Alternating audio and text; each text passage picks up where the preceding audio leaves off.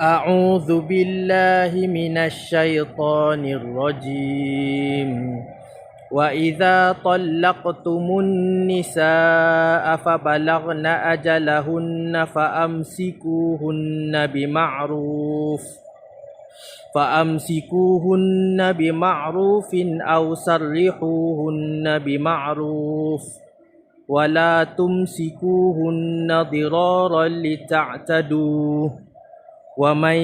يفعل ذلك فقد ظلم نفسه ولا تتخذوا